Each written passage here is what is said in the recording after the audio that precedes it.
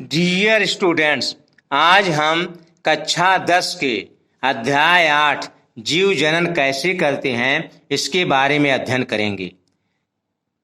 प्रिय विद्यार्थियों, कल इसके पहले हमने नियंत्रण एवं समन्वयन पढ़ा दिया था। भूल से नियंत्रण एवं समन्वयन इस साल आपके पाठ्यक्रम से निकल गया है, इसलिए उसको नहीं पढ़ना है।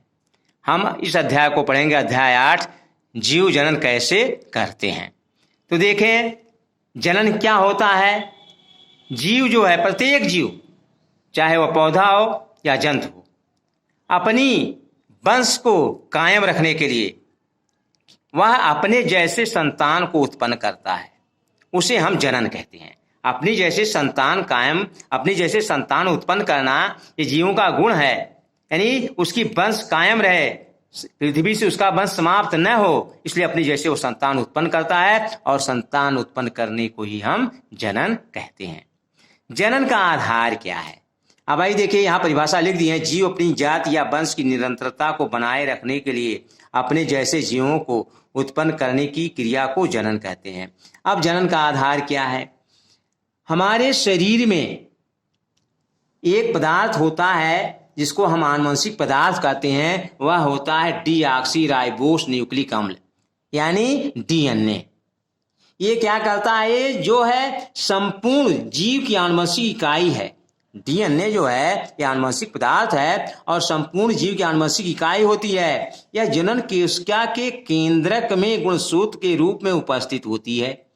जो कोशिका जनन कोशिका जो होती है, जो संतान को पैदा करने की गुण रखती है, उसमें जो है कि उसके जनन कोशिका के केंद्रक में संघनित गुणसूत्र के रूप में उपस्थित होता है। इनमें आनुवंशिक गुणों का संदेश छुपा होता है, जो जनक यानी माता पिता से अपनी संतान में उस संदेश को ले जाता है।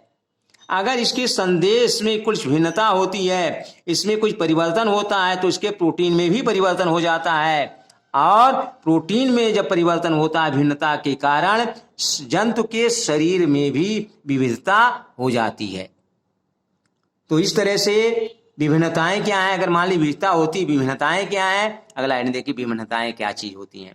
तो विभिन्नता होने पर समस्त जो लक्षण होते हैं वंशागत प्राप्त करने में, यानी माता पिता से जो लक्षण उसकी संतान में जाते हैं, सभी संतानों में जो संतान उत्पन्न होती है, वह अपने माता पिता से उसमें थोड़ी सी भिन्नता पाई जाती है। अवश्य होती है, एकदम 100% जो है अपने माता पिता के समान नहीं होती है, कुछ भिन्नता आती है।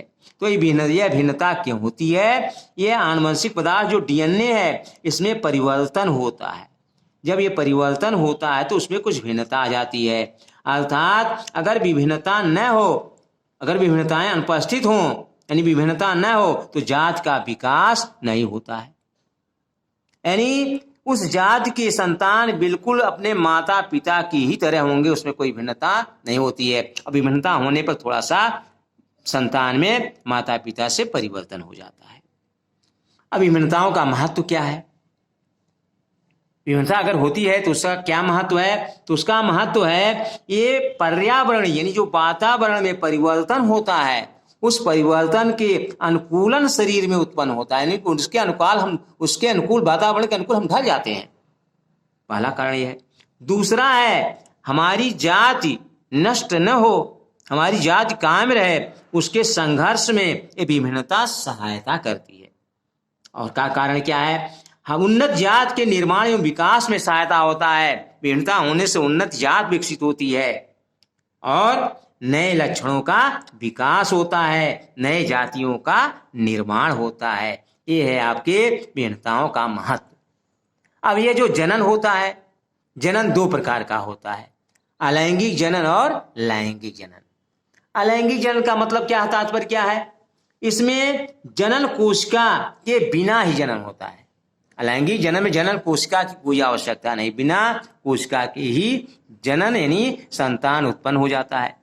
जैसे जीव के किसी अंग द्वारा ही नई संतान उत्पन्न हो जाती है। जैसे हाइड्रा का उसमें एक जो कली होती है टूट करके अलग हो जाती है, नया हाइड्रा बन जाता है।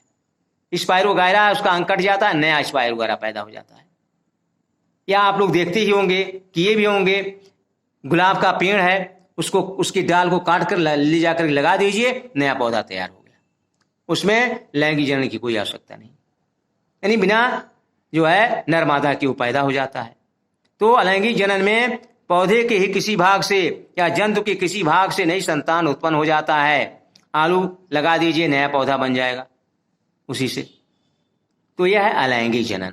तो अलैंगिक जनन में जनन कोशिका का महत्व ये होता है, ये जंतु के किसी भी शरीर के किसी भाग से नई संतान उत्पन्न हो जाती है। अब आता है लैंगिक जनन। दूसरा, लैंगिक जनन के लिए माता और पिता यानी नर और मादा का होना आवश्यक है। नर और मादा के में जो नर युग्मक और मादा युग्मक मिलते हैं तो आपका जायगोट बनता है, यानी युग्मक बनते हैं और इस तरह से संतान उत्पन्न होती है। अब हम आपको अलैंगिक जनन के बारे में बता रहे हैं। अलैंगिक जनन की कई विधियां हैं, जैसे विखंडन। विखंडन में कोई भी जो होता है, जैसे अमीबा है, अमीबा जो है 2 भागों में विभाजित हो जाता है। तो 2 भागों में विभाजित हो जाता है तो 2 से नए जंतु बन जाते हैं।